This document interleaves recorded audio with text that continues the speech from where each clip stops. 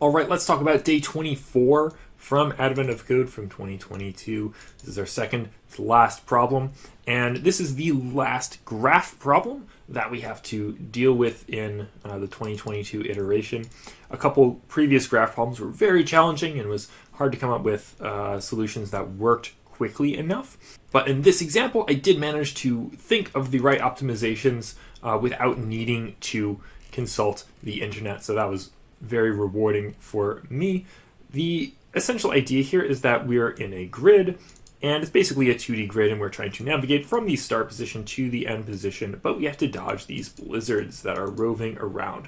Blizzards move in a very predictable pattern, so some of them just move to the right every turn, some of them move down, and so on, in all four directions. And whenever a blizzard goes off of one edge, it reappears on the other edge in that same row or column. With the inputs we actually have to work with, it's a little bit complicated because there are a lot of blizzards. We can see in this example, the area is mostly full of blizzards, so it's actually kind of hard to plot a path. And so the example they give, you can move down even though it doesn't appear like you can.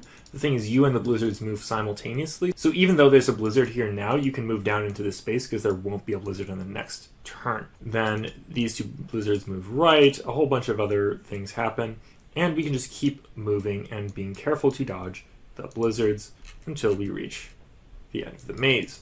Now, you can solve this with a simple breadth first search. What you do is that your state consists of your own position and then the positions of every blizzard, and then you just have to keep track of updating the blizzards every time. So you have a set of the right blizzards, the left blizzards, the up blizzards, and the down blizzards. You move each of those, and then every time you try to move, you just say, okay, is this space I'm trying to move to occupied by one of the blizzards? The problem is that isn't performant enough. On a large grid, you have so many blizzards that the simple act of just calculating all of these positions every time is very expensive. And so for the number of iterations you have to do on that breadth first search, it's just going to take too long. Because as we look at how much space is taken up by blizzards, it's an O of n squared operation if we're considering n to be the length and width of our grid. So the first optimization we can make is to use bit shifting to move the blizzards. And the way we do this is for each row of blizzards, so we have the row of right-facing blizzards, the row of left-facing blizzards, and then each column of blizzards, so, the up blizzards in one column and the down blizzards in one column. Those are sort of separate from each other. But we have all these different groups of blizzards, and we can treat them as a binary number. So if there's a blizzard in a particular space, that's like there is a 1 bit there. So if we were to construct the binary number representing the right-facing blizzards in this row, we'd have like 1, 0, 0, 0, 0, 1, 1, 0, 0, 1, 1, 1, etc., all the way down. And in order to move those blizzards to the right, we just have to do a right bit shift, which turns out to be a really efficient operation. And so instead of it taking n squared time for us to update all of these blizzard positions, basically we're doing a series of roughly n operations because we have n rows and n columns, and so it's O of 4 times n, or O of n. And so it's a lot faster to do it that way. Now the second optimization we'll make is to do an A-star search instead of a breadth first search. The reason A-star works really well for this problem is that we can come up with a very good heuristic. It's like, okay, if our Manhattan distance from our current position to the goal is getting smaller, that's good. We want to favor positions that are likely to get us closer just in raw distance terms. Even if that's not necessarily the fastest path to go, it's still a good guidepost for us to work towards. We might have to backtrack at certain points. In fact, we almost certainly will, but it still gives us something to hang our hat on and to use as a potential optimization for our search. Because remember, a well-directed A-star search is always going to be better than a simple breadth first search. Okay, so with these optimizations in mind, let's go ahead and look at our code, starting with the parsing. So we can see here this original blizzard map type. This is my original try where I was just storing a hash set of the blizzards in each possible direction. I eventually supplanted this with a modified blizzard map type. Let's go find that definition. So I define that way down here because I only realized this optimization after I'd written my full solution. But instead of using a hash set, we're using an array of integers. So the up blizzards are an array from int to integer, which is to say each key represents one of the columns, and the integer is just the position of all of the blizzards, represented in that bitwise fashion. Right blizzards, the key is actually the row that we're in. And so we have right and left blizzards for each row, and we have up and down blizzards for each column. This is the type that we're ultimately parsing in our input. We can go through this code in more detail. So for each character we parse of the input, we're giving it a cell. And so cells can be empty, it's a wall, or a blizzard in one of the 4 directions. So it's simple enough to parse each cell.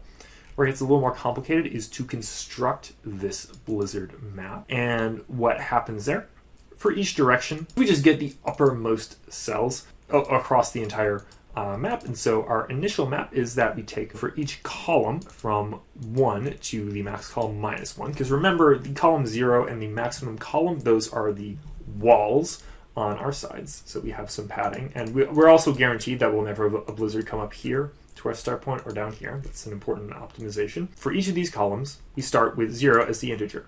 And so now what we're going to do is we're going to fold through all of these up cells based on our initial map. So our initial map has 0, so it has no blizzards in it. Now each time we encounter a blizzard at row column, we insert into C, and we get the previous value, the previous integer out for that column, and then we set the bit. So we have each blizzard in this upsell map.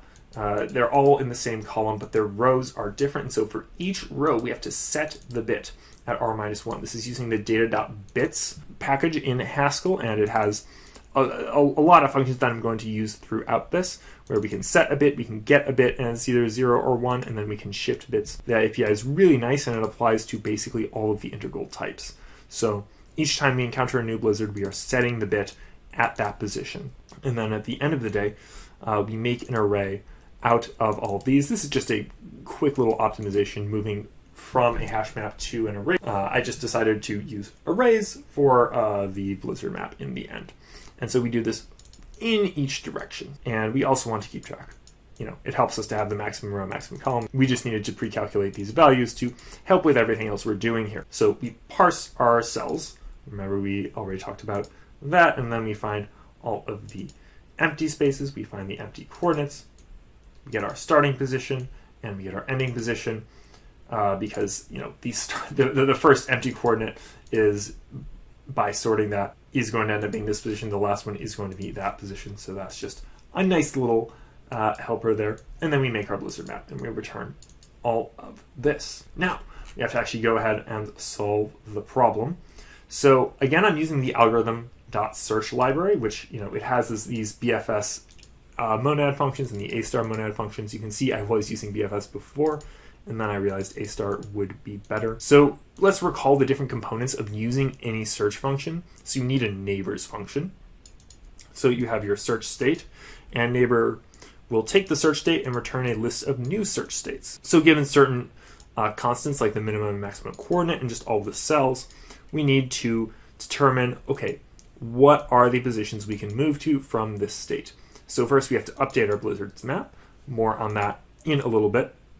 I added just a log message to tell us how far along we got for debugging purposes. And then we have to filter all of the locations around us. And so the way we calculate all these positions, so we have our original location, that this is in our search state, and then we have to get the 4 neighbors around us, and this is just a utility function. It gets up, down, left, right, based on the bounds of this hash map. And now we have to filter those starting locations. We want to remove all of the walls, and so the locations that we could potentially move to are locations that are either the starting location or the ones around us that are not walls. Because standing still is an option, and it's an important option in a lot of situations. We need to stand still. And then we do another filter step based on all of those places that will not have a blizzard on the next turn. When we're done with that, we will update our search state. So we give the new set of blizzards, we increment the time, and we map that over the final locations. So the key part here is updating the blizzard map. So here's an old version of update blizzard map using the hash map. We're not going to go over that. We're going to look at how we update. And this is actually fairly simple. So what happens is we have our up map, our down map, our right map, and our left map. And the up is that each one of these is shifted to the right. So I wrote a shift I right function, and basically what this does is it does a right shift, but there's one extra thing you have to account for when you're doing the right shift and when you're doing the left shift. And that is, ordinarily, if you have a bit in the ones position and you do a right shift, that just disappears and you have a 0 up here on the other end. What I did with this function, this custom function that I wrote, is that I take the maximum bit as an input to this, and if the minimum is 1, then I will also set the maximum as 1 in the result. Otherwise, I'll just return the base, and by the base, I mean just applying shift R. So shift R is the library function from data.bits, and so we can shift our input I by 1, and that gives us our base, and then if the minimum was also 1, test bit will tell us that. We are testing the 0 bit here. Then we also have to set the maximum bit as a 1.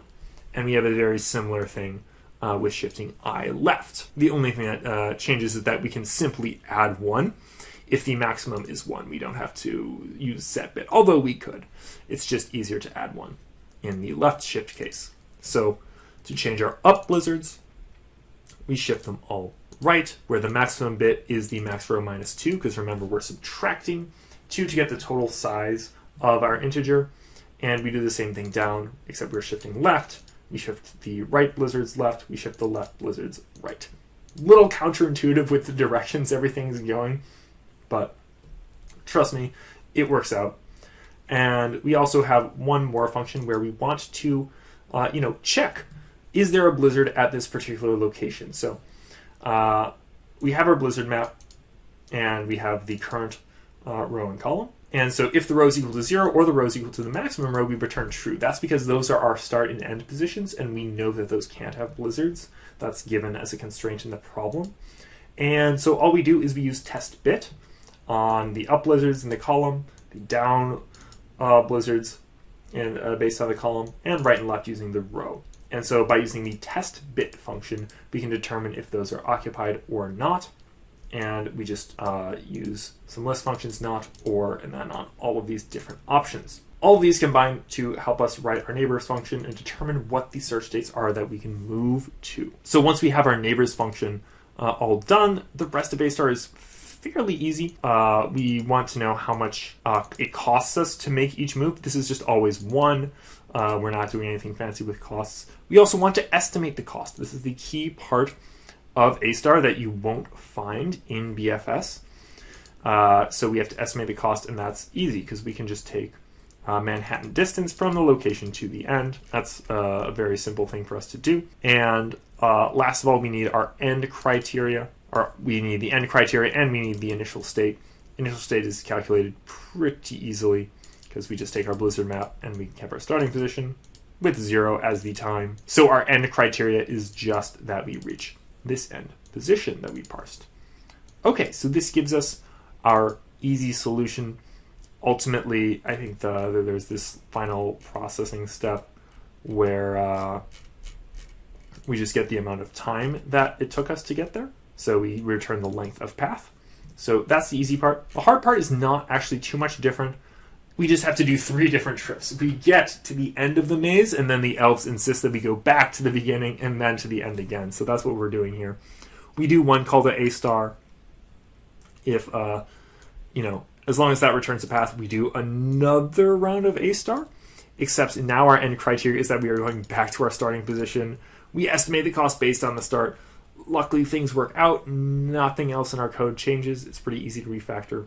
As long as this gives us a path, we do one more round of A star, and finally we just add the length of all 3 paths.